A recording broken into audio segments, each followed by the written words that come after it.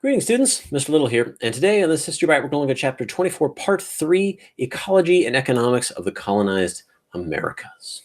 Let's get to it. By the end of this History Bite, you will be able to answer these following essential questions. How did the economic changes brought about by colonization impact the ecology of the Americas?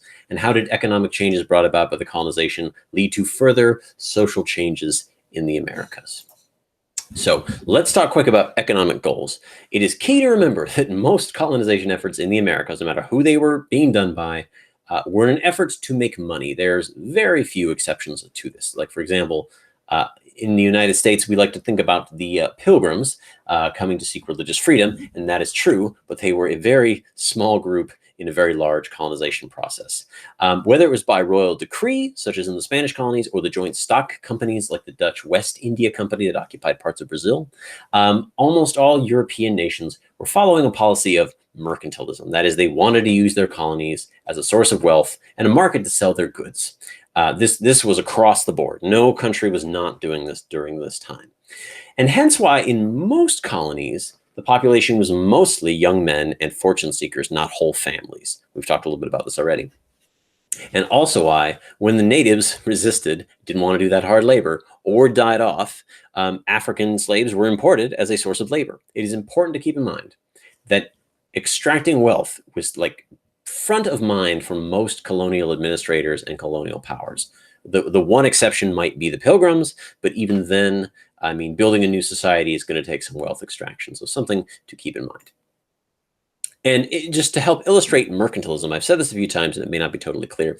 The idea behind mercantilism is to use the colonies, as you can see here, anthropomorphized by these serving girls, to support the mother country with the resources like precious metals, foodstuffs, or other raw materials for industry. Now, one of the things when we talk about resource extraction would be the creation of plantations, which is not strict resource extraction, but plantations would provide these materials to the mother countries. Now, a plantation is a large farming settlement, and in the Americas, they were common to the southern US, the Caribbean, Brazil, and parts of Mexico. Plantations tended to focus on cash crops. That's not to say there were no plantations that grew like a non-cash crops, but when we say plantations, we're almost talking about cash crops. Cash crops include things like sugar, tobacco, cotton, stuff you don't need to eat to live. Tobacco, not good for you. Cotton, great for clothing, not good to eat. Sugar, you can eat it, but it's bad for you. And it's important to remember, and I talked about this way back in chapter 21, that these sugar plantations were based on the plantation model all the way back from the Crusades, and that were perfected in the Atlantic on the Canary Islands and Madeira. Labor is key to a plantation. And no matter what, even pre-slavery, pre-importing African slaves, there was always a source of labor on European plantations. For a while, for example, in the English colonies, it was indentured servitude. Indentured servants being people who sell their labor for the right to get a voyage to the New World, and then they work for like 7 years. And if they survive, then they can be free and maybe buy land if you survived. It was a brutal 7 years. Prisoners of war, usually Native Americans captured during European raids, would be sent to serve in Spanish colonies. There were around 400,000 Native Americans imported or exported from mainland North America to the Caribbean during this time. And then slave labor from Africans became much more common, to the point where by the mid-1700s, it was pretty much used on every major plantation around the world, around the Americas. Ecologically, plantation agriculture is really hard on the environment, and so deforestation and soil erosion was a really big part of wherever plantations happened to be. So, you know, kind of hard on the ecology. More literal extraction of wealth would be the practice of mining. And the Spanish very quickly turned to mining. One of the most famous mines in all of Spanish North America was Potosi, a literal mountain of silver located in what is now Bolivia. It was the largest source of silver in the world economy for about 100 years. And even to this day, there is still companies mining out the silver, even after all like the surface stuff is gone. You can still get silver out of Potosi. Not very much, and for a lot of work, but you can get it. There were other mines. Mexico also had a great number of silver mines, but this silver is going to have a huge impact on the world economy, which we've talked a little bit about already with the economic revolution, the commercial revolution in Europe. But in terms of getting labor for the mining systems, the Spanish utilized more pre-existing labor than they did imported labor. And they did this through the Mita system, which was a pre-European Incan system of labor, where you had to work for a certain number of months out of the year for the state. Now, that did exist, but the Spanish took it to a whole new level and intensified it. And it was said that the conditions at Potosi, for example, were so terrible that mothers would maim their own children. They would break their children's legs so they didn't have to go work in the Mita system. Like, it was that awful. Nonetheless, they did manage to get enough labor to extract 45,000 tons of silver before 1783.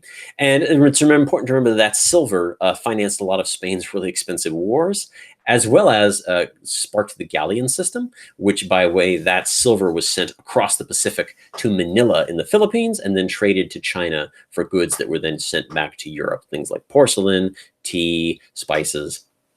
That silver really made the world go round. It's arguable that that silver is the origins of the modern world economy. So this is a sort of a graphic representation of a silver mine that might be Potosi, or it also might be Mexico. It's not really clear. And here's a description of a sugar plantation. Note the organization of the sort of stages of work at play here. The fur trade was another really good example of resource extraction. Furs were always in demand. Europe had pretty much killed off all of its fur-bearing creatures by the 1700s. And so they were getting most of their furs from Russian Siberia. But the minute they realized there were furs in the Americas, they went right at it. And while some Europeans did go into the interior to get the furs themselves, most Europeans relied on native intermediaries. The French and the British both got their furs from the various tribes of the Iroquois Confederation. But this sometimes led to violence. And this violence was amplified by firearms. So when both the British and the French are giving guns to their native allies to protect their beaver supply, this leads to war. And over the course of 100 years, there were the famous Beaver Wars that were fought in the Ohio Valley.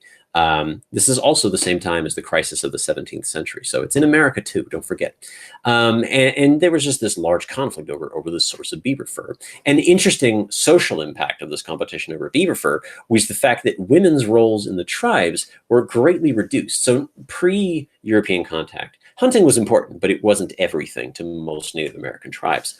But with the introduction of the Beaver Wars and firearms, and the fact that wealth could be easily acquired for beaver pelts, hunting took a lot of priority over other activities. And so men who could hunt beavers became much more important than women who would sow or create food in other ways, like harvesting corn. And so we see a reduction in women's roles as a result of this beaver hunting. And we also saw the near extinction of a number of beavers species across the United States. Now, beavers are pretty tenacious, and today the beaver is back to, I would say, like a fragment of its original population, but they did not go extinct. But beavers are what we call a keystone species, a biology term, which means that when you remove a beaver from a habitat, you create vast changes to the ecology of that place. So there was a lot of ecological change across what is now the US and Canada because of the removal of beavers. There were other resources, of course. Timber was a major resource for Europeans, especially considering they almost deforested most of Europe by the 1600s. And so New England and Brazil both became major sources of shipbuilding because they had these gigantic trees that they would just cut down and turn into major ships. There was also grain and other basic food stocks that helped.